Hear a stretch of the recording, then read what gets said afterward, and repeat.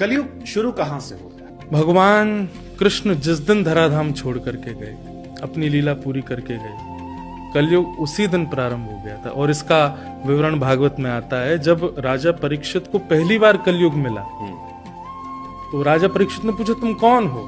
तब उसने कहा, मैं कलयुग हूं। तो तब राजा परीक्षित कहते, तुम कब आए?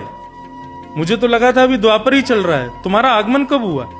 तब उसने बताया कि जिस दिन भगवान श्री कृष्ण धराधाम से अपनी लीला पूरी करके गए, मैं उसी दिन प्रारंभ हो गया। मैं बड़ा सौभाग्यशाली मानता हूं अपने आप को कि हम लोग उस स्थान पर गए थे जहां पर प्रभु श्री कृष्ण ने अपनी लीला संवरण लीला को अंतिम पड़ाव दिया था। वो पेड़ आज भी है, विराजमान है।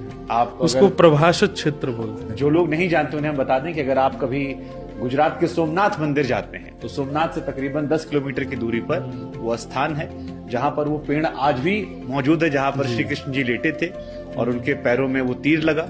उसके बाद जो वो नदी है वो भी वहां से थोड़ी दूरी पर ही है और श्री कृष्ण जी के चरणों के स्थान वहां बने हुए हैं और बाकायदा सारी जानकारियां दी गई जी।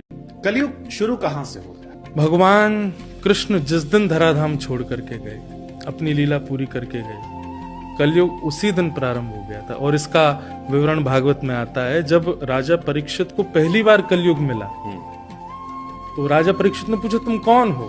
तब उसने कहा, मैं कलयुग हूं। तो तब राजा परीक्षित कहते, तुम कब आए?